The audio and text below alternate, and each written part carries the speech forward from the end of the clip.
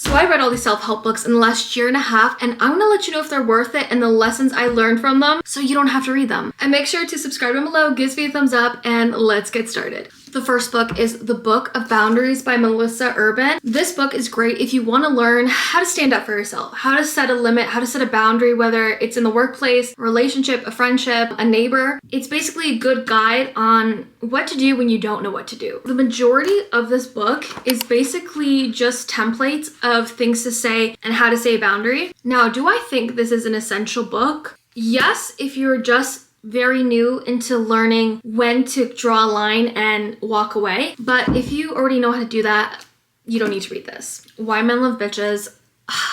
This is tabbed. This book was one of the books that changed my life in terms of sense of my self-confidence.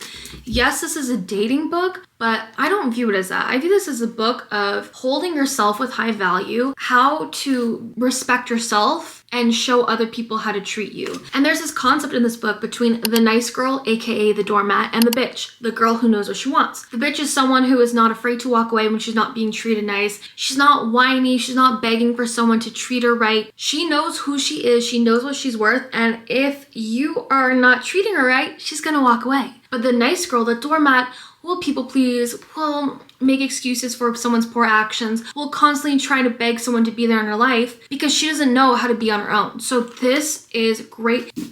Atomic Habits. This is, I think, a self-development book favorite. I think you have all seen this book, heard of this book. Every time I go into the bookstore, I just see this everywhere. The number one lesson I've learned from this book, which I talk about in my TikToks all the time and I've talked about on my podcast, is called the 1% rule. Meaning you be better by 1% every day. You show up as your higher self by 1% every day. This new version of you by 1% every day. Because I feel like if you go to bed tonight and tomorrow you show up as this higher version of yourself by 100%, it's not sustainable, first of all. And you're gonna get imposter syndrome. You're gonna be like, this is not me, this is not how I show up. So if you just show up by 1%, which is so easy, so doable, over time, the trajectory of your life will change. The Mountain as You. I cannot recommend this book enough if you are in your healing girl era. If you want to have a better understanding within yourself, this book is phenomenal. The author has a bunch of other books. However, this is the only one that I recommend from her. It's a short, easy read. Such a good introduction into self-development, self-healing, self-discovery. When are you self-sabotaging? And what does that look like? Your ego, your intuition, your subconscious mind even. And one thing I took away from this book is that when someone does us wrong, don't seek out revenge. Seek out a glow up within you. Best types of glow up is when you feel good in yourself. And sometimes a glow up is not something someone else can see, and that's okay because that is for you. The Secrets of the Millionaire Mind. This is for all of girls that want to build wealth and build a wealthy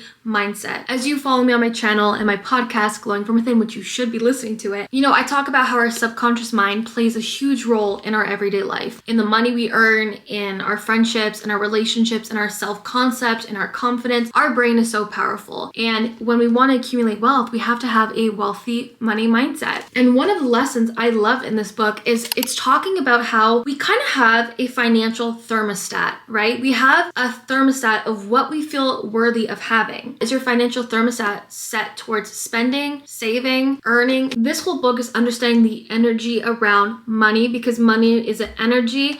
And I highly recommend this. It's a short book, so yes, read this because it is so small.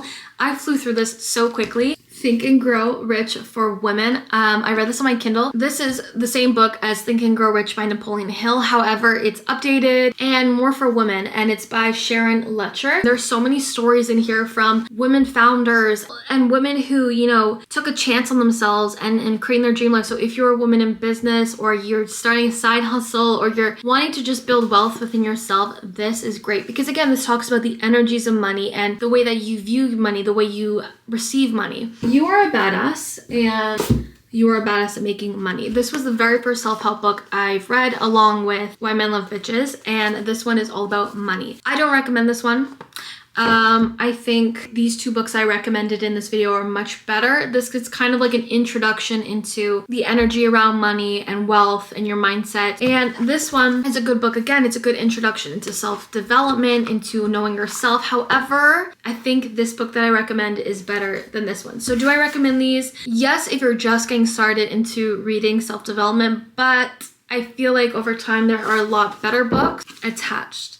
We have an attachment style, whether you're an anxious attachment, an avoidant, or secure. So anxious people, right, often are preoccupied with the relationship and tend to worry about their partner's ability to love them back, right? They're anxious about the relationship. They need more reassurance. Avoidance equate love and closeness with loss of independence, right? And constantly trying to minimize closeness. And the thing is a lot of anxious people and a lot of avoidant people are in relationships. And it's this constant pull and back of a cycle that you don't want to be in.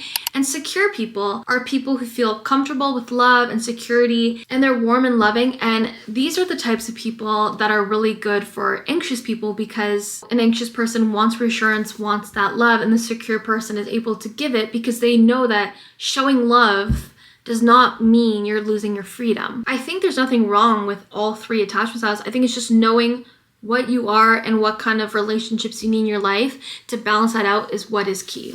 This book is called You Can Heal Your Life. This kind of goes along with this book, The Body Keeps a Score. Our body holds onto trauma, it holds onto emotion, and ultimately that can manifest in physical pain. This book talks about in great detail. This one talks about in like, what area do you feel pain and then what that means. And it is really fascinating to read. If you have gone through some hard stuff and you have emotion in your body, these are great, along with The Mountain's Youth. That's like a trifecta that I love. So those are all the books I read. Make sure to follow me on Instagram and TikTok at Nicole Victoria, and follow this YouTube channel because that helps me out so much. And I will see you guys in the next video. Bye guys!